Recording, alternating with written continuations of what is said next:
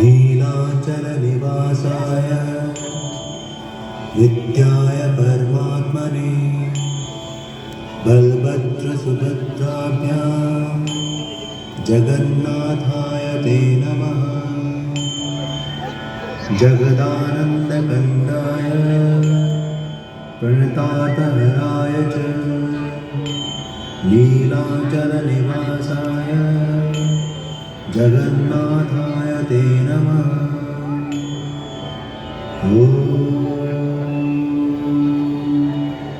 भगवान जगन्नाथ के मंदिर से जुड़ी एक पौराणिक कथा के अनुसार मध्य भारत में इंद्रद्युम्न नामक एक राजा राज्य करते थे। उनकी राजधानी का नाम था अवंती।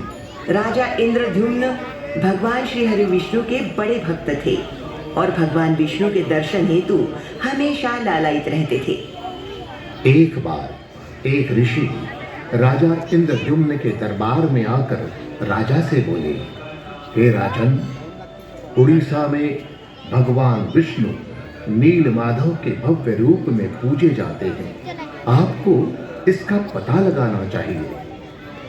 इस बात पर राजा ने अपने मुख्य पुजारी विद्यापति को पता लगाने हेतु उड़ीसा भेजा। राजा की आज्ञा सुन विद्यापति ने जल्द ही भगवान नील माधव का पता लगाया।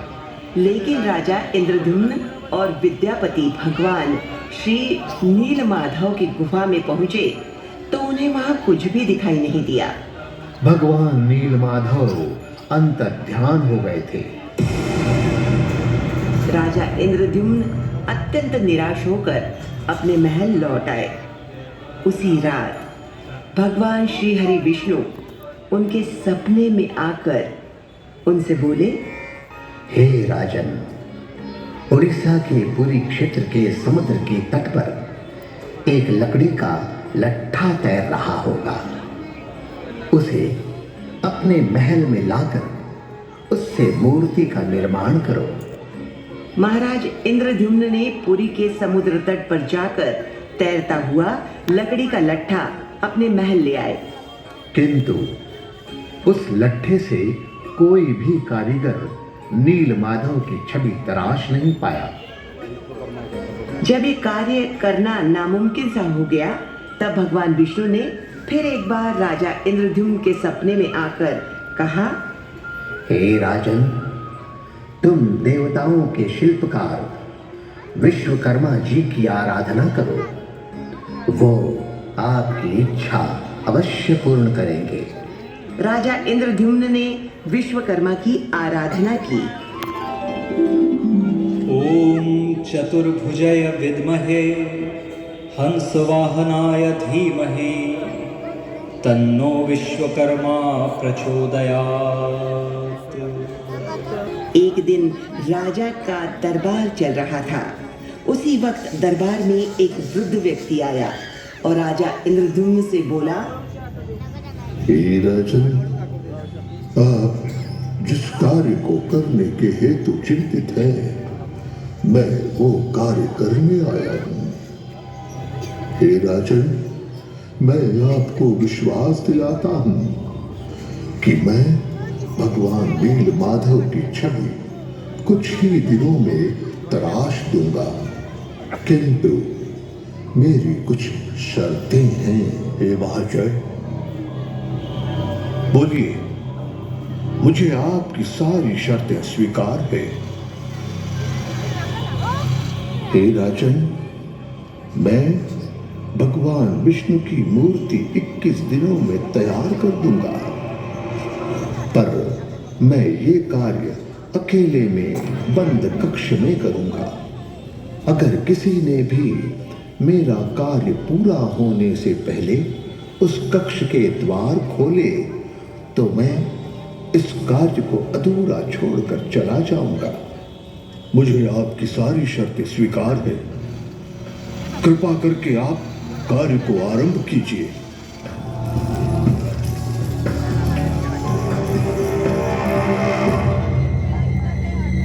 महाराज विश्वकर्मा ने अपना कार्य आरंभ किया।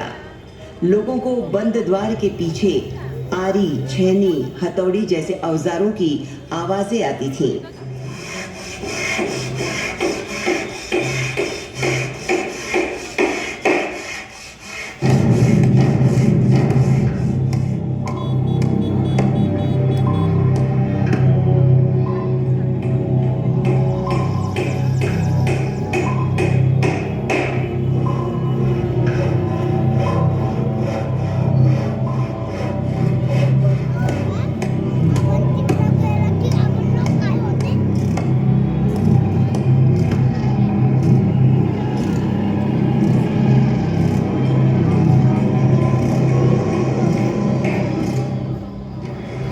लेकिन 15 दिनों के बाद एक दिन रानी गुंडीचा को बंद कक्ष में से कोई भी आवाज सुनाई नहीं दी।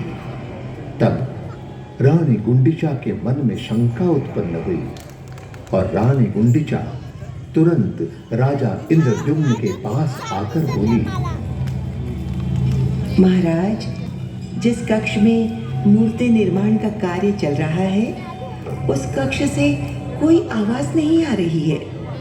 कहीं वो वृद्ध कारीगर कुछ भूख प्यास की वजह से उसकी मृत्यु तो नहीं हो गई?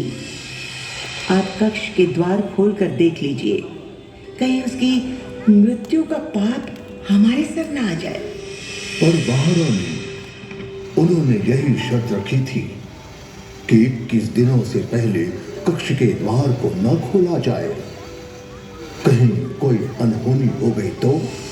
महाराज, वैसे भी हम चिंता में हैं। कक्ष को खोले बिना किसी भी बात का पता नहीं चलेगा।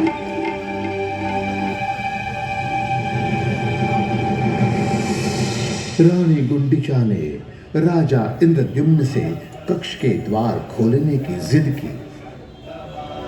अंत में कक्ष के द्वार को खोला गया। द्वार खुलते ही वृद्ध कारीगर बने भगवान विश्वकर्मा अंतर्धान हो गए और अपने पीछे अधूरी बनी 3 मूर्तियां छोड़ गए। बालभद्र वासुदेव माधव मधुसूदन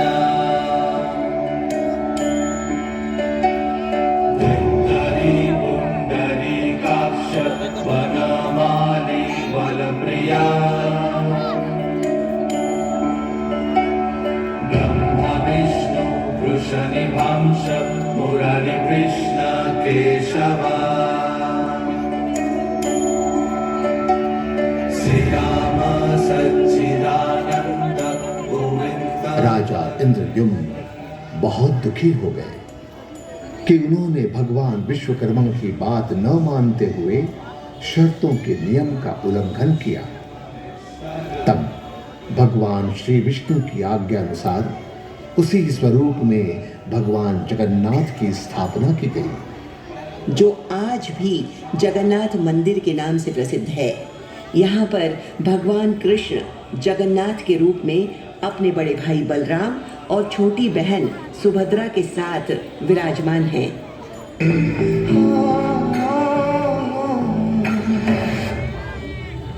हे ईश्वर हे दाता शिखेलिय धैर्य प्राण। हे ईश्वर हे दाता शिखेलिय धैर्य प्राण। जगन्नाथ स्वामी